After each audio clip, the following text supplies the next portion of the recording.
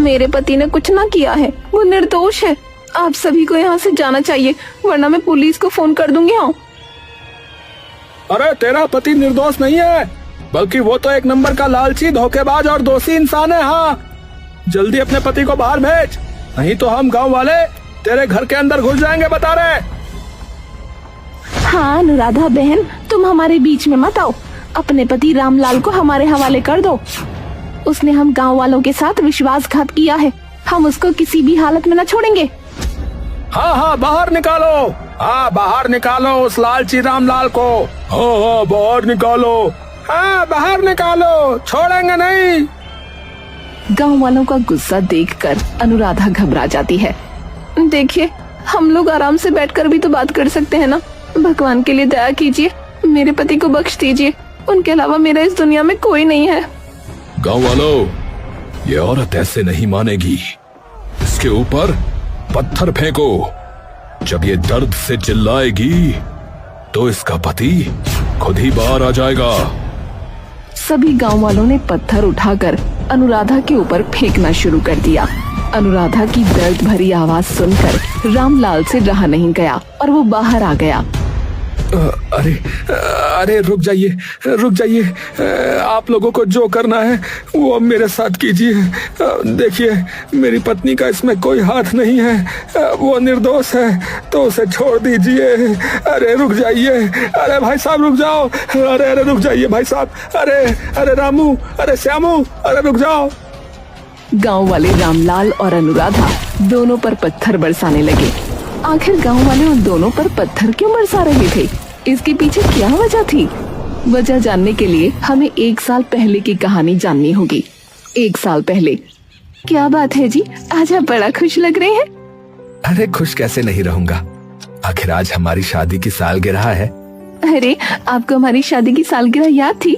मुझे तो लगा कि काम की वजह से आप भूल गए होंगे। अरे, मैं काम की वजह से हमारी सालगिरह नहीं भूल सकता। हाँ, क्योंकि मेरा काम आज जिस भी मुकाम पर है सिर्फ तुम्हारी वजह से है।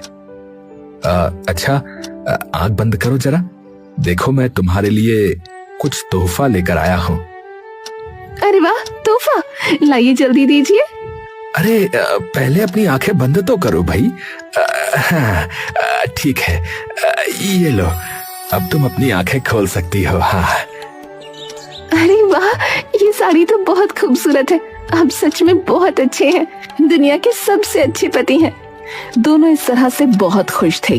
उसकी शादी अनुराधा से हुई तो उसने अपनी पत्नी के कहने पर खुद की एक छोटी सी जलेबी की दुकान खोल ली।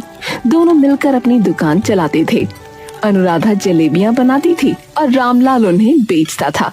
अरे आइए आइए भाई साहब, अरे अरे अरे दादा, अरे आओ आओ, गर्मा गर्म ताजी ताजी जलेबी खाओ, आओ आओ। अरे ऐसी जलेबी पूरे गाँव में कहीं नहीं खाई होगी आपने। हाँ, अरे अरे भैया, अरे दादा, आओ आओ। अरे रामलाल भैया, जरा 1 किलो जलेबी तोड़ दो। बात तो तुम सही कहते हो, तुम्हारे जैसी स्वादिष्ट जलेबियां गांव में कोई और नहीं बेचता। सच में तुम्हारी बीवी के हाथों में तो जादू है, जादू। गांव में आते ही सबको अपने हाथ की जलेबी का शौकीन बना लिया। अरे सही कहा दीदी, आखिर पत्नी किसकी है। ये बात बिल्कुल सच थी कि रामलाल की पत्नी बहुत स्वादिष्ट जलेबियां बनाती थी, जिस वजह से पूरा गांव उनकी जलेबी खाना पसंद करता था। सिर्फ गांव ही नहीं, बल्कि आसपास के गांव के लोग भी उनकी जलेबियां खाना पसंद करते थे। अरे भैया, आपकी जलेबी के चर्चे बहुत सुने, क्या आप हमें 1 पाव जलेबी देंगे क्या? अरे हाँ हाँ, क्यों नहीं भैया, अभी देते हैं। लीजिए, अभी बात देता हूँ आपके जलेबी। अच्छा, वैसे भैया जी, आपको आज से पहले इस गांव में कभी देखा नहीं, इस गांव में नए आए हैं क्या? अरे नहीं नहीं भाई, दरअसल मैं अपने दोस्तों के साथ शहर से यहाँ घूमने आया था, फिर कुछ लोगों से आपकी जलेबी के बारे में सुना, तो इसीलिए बस यहाँ जलेबी लेने आ गया। वैसे आपकी जलेबी देख के मुंह में पानी आ रहा है भाई साहब। अच्छा अच्छा अच्छा, इसका मतलब आप शहर से आए हैं भाई साहब। फिर तो आप हमारे मेहमान हुए। मैं आपको कुछ जलेबियां जो है ना मुफ्त में ही देता हूँ। लीजिए लीजिए, ये ऐसे ही आप ट्राई कीजिए, खा के देखिए कैसी है। जी जी भाई साहब, चखाइए। अरे वाह वाह वाह, इतनी रसीली और इतनी ये करारी करारी और इतनी सौंधी सौंधी गरम। आहा, सच में बहुत मजा आ गया भैया। ठीक है, अब मैं चलता हूँ। अच्छा, ये लीजिए आपके पैसे। रामलाल का स्वभाव उसके धंधे में एक बहुत महत्वपूर्ण भूमिका निभाता था। वो हमेशा अपने ग्राहकों से बहुत तमीज से पेश आता था। यही कारण था कि उसकी तरक्की दिन दोगुनी रात चौगुनी होने लगी, जिसका पूरा श्रेय रामलाल अपनी पत्नी को देता था। तुम जानती हो अनुराधा, इस महीने हमारी बहुत अच्छी कमाई हुई है। तो मैं सोच रहा हूँ कि क्यों ना हम एक घर खरीद लें। ये तो बहुत अच्छा विचार है जी, लेकिन हम घर लेंगे कहाँ?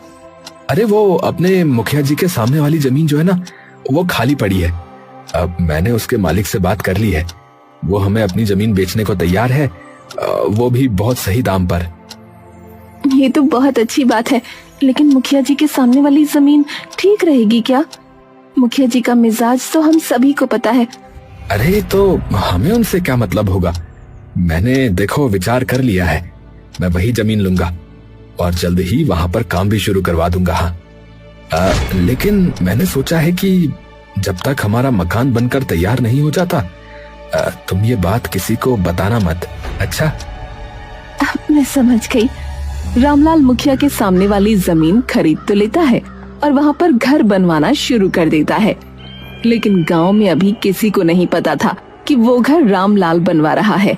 एक दिन, अरे मुखिया जी, आपके घर के सामने इतना आलीशान घर कौन बनवा रहा है? क्या सामने वाली जमीन भी आप ही ने तो नहीं खरीद ली? अरे हरिया काका, यही तो मैं भी पता लगाने में लगा हूँ कि आखिर ये जमीन खरीदी किसने है। किसके अंदर इतनी हिम्मत आ गई जो मेरे ही घर के सामने मुझसे ज्यादा आलीशान घर बनवा रहा है। अगर पता लग जाए तो अच्छी खटिया खड़ी करूंगा उसकी। कुछ समय बाद रामलाल का घर बनकर तैयार हो जाता है।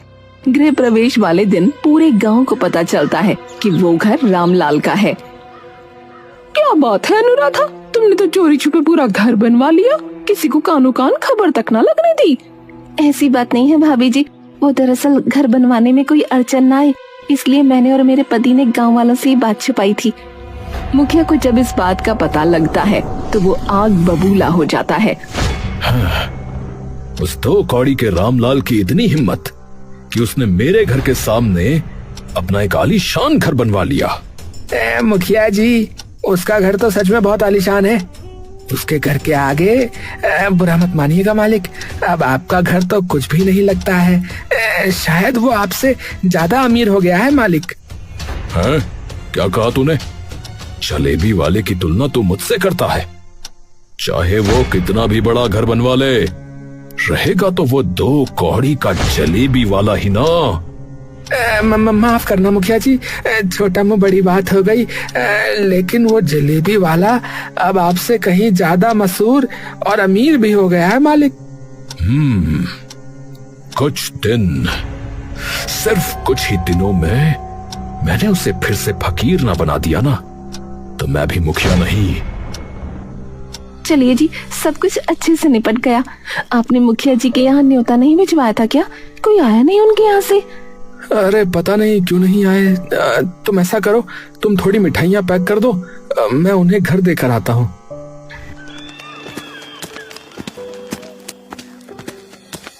अरे मुखिया जी, अरे प्रणाम। अरे आप मेरे गृह प्रवेश में नहीं आए, मैंने सोचा कुछ व्यस्त होंगे जरा, तो इसीलिए मैं ही आपके घर मिठाइयाँ पहुँचाने आ गया। ये तो तुमने बहुत अच्छा किया रामलाल। आखिर अब हम पड़ोसी जो हैं, हमारा व्यवहार आपस में अच्छा होना चाहिए। रामलाल के जाने के बाद तुम्हारी ये खुशी ज्यादा दिन टिकने वाली नहीं है रामलाल। तुम्हें ऐसा मजा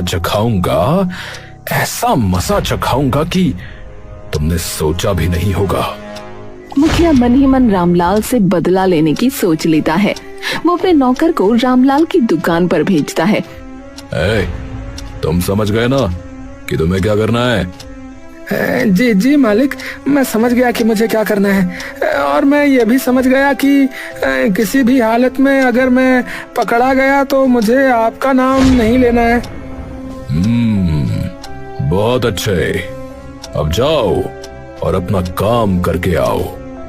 तुम्हें लगातार 1 हफ्ते तक ऐसा करना होगा, और उसके बाद मैं तुम्हें मुंह मांगी कीमत दूंगा, और फिर तुम पैसे लेकर ये गांव छोड़कर चले जाना, समझे? जैसा आप ठीक समझे मालिक, ठीक है।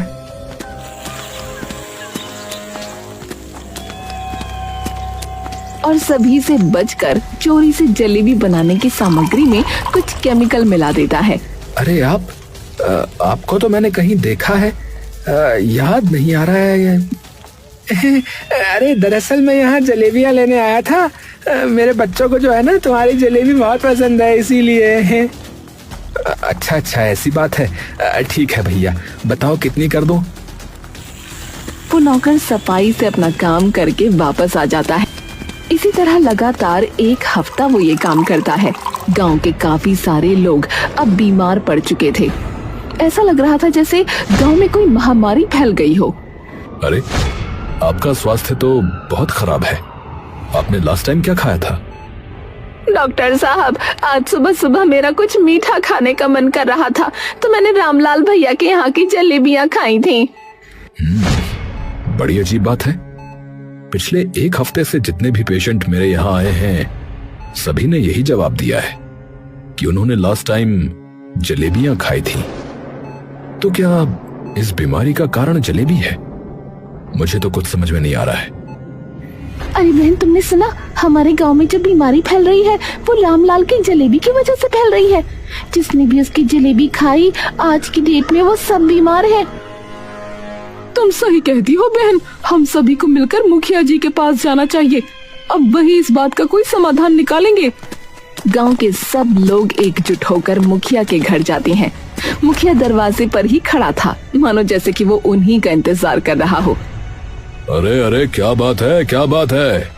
आप लोग इतनी भारी मात्रा में मेरे घर क्यों आए हैं? अरे बहुत भारी समस्या आ गई है मुखिया जी, अब तो आपको हमें बचाना ही होगा। अब आप ही हमें बचा सकते हैं।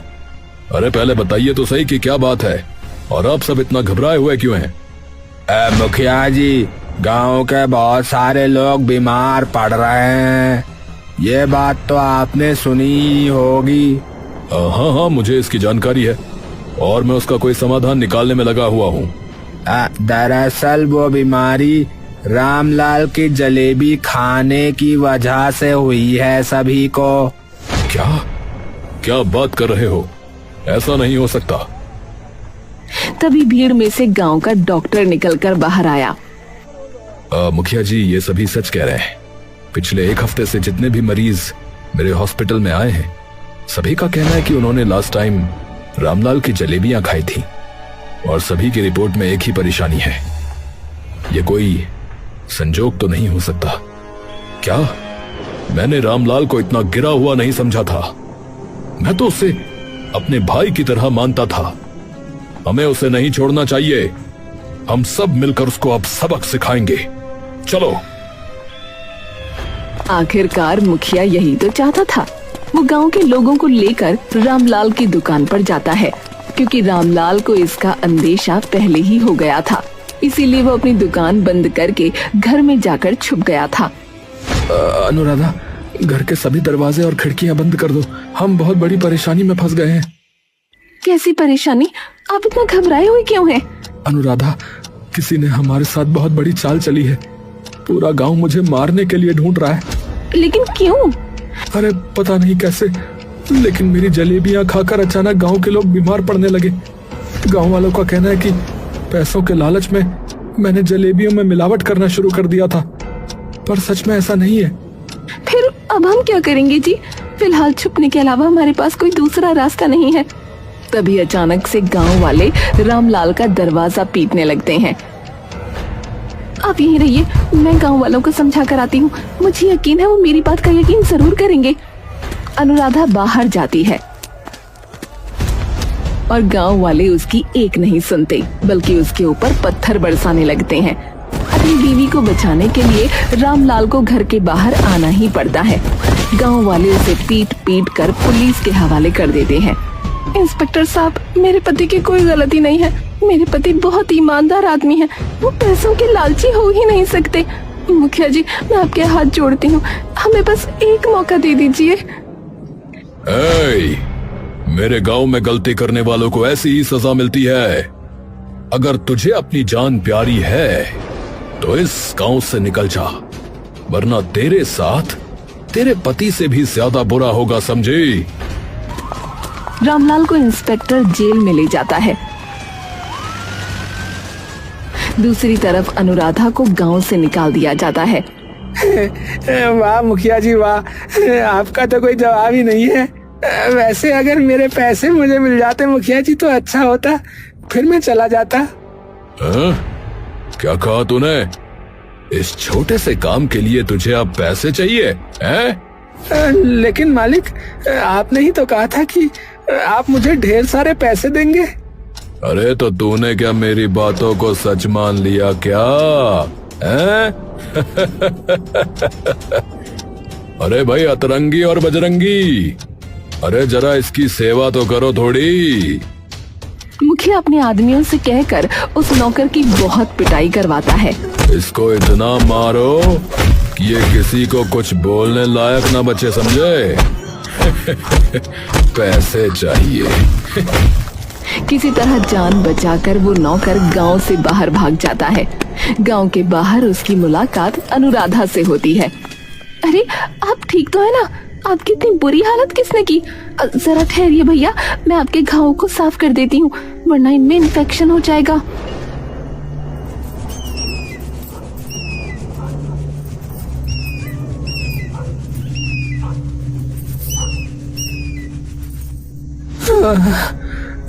तुमने मुझे भाई कहा है बहन, तो मेरा फर्ज है तुम्हें सब कुछ सच सच बताना। क्या मतलब?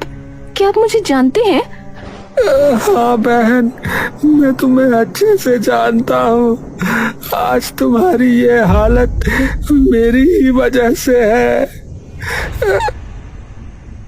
भगवान के लिए क्या आप मेरी मदद करेंगे? आपकी मदद से मैं अपने पति को जेल से रिहा करवा सकती हूँ और उस मुखिया को इसकी सजा भी दिलवाना चाहती हूँ। भगवान के लिए मेरी मदद कीजिए। मैं तुम्हारी मदद जरूर करूंगा बहन। मेरी गलती सुधारने का इसके बाद मुझे दोबारा मौका नहीं मिलेगा। अरे तो फिर से आ गया हैं?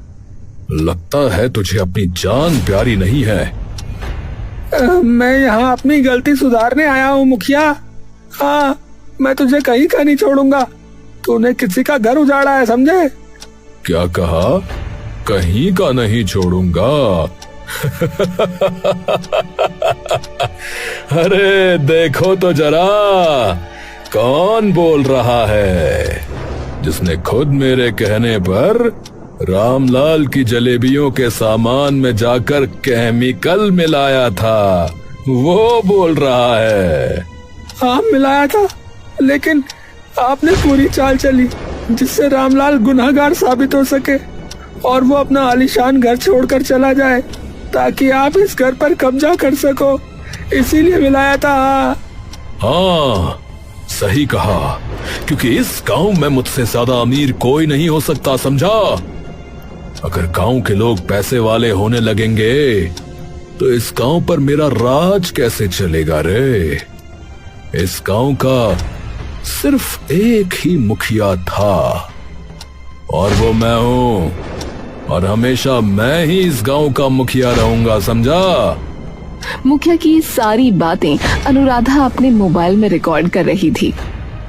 वो ये रिकॉर्डिंग सभी गांव वालों को और इंस्पेक्टर साहब को सुनाती है। कि मुखिया इतना हरामी इंसान निकलेगा, हमने तो सोचा भी नहीं था। इतना ही नहीं, ये हम गांव वालों को अपना गुलाम समझता है और धोखे से हमारी जमीन और घर हड़पना चाहता है। इंस्पेक्टर साहब, रामलाल बेगुनाह है, उसको छोड़कर इस मुखिया को जेल में डालिए। हाँ हाँ, मुखिया को धरिए। हाँ हाँ, मुखिया को पकड़िए मालिक।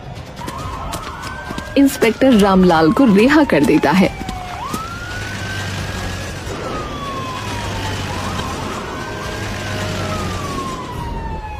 उसके बाद रामलाल और पूरा गांव खुशी खुशी अपना जीवन व्यतीत करने लगते हैं।